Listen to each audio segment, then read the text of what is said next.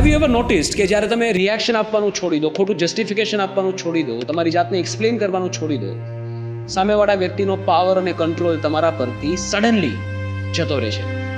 કેમ? શું કામ આવું થાય છે? The moment you go silent, સામેવાળી વ્યક્તિ તમારા પરનો બધો કંટ્રોલ, બધો પાવર ગુમાવી બેસે છે.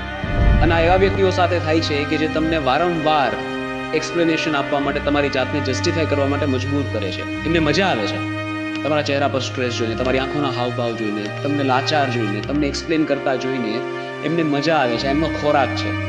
તમે ખવાતા જાઓ છો અને હેલ્ધી થતા જાય છે.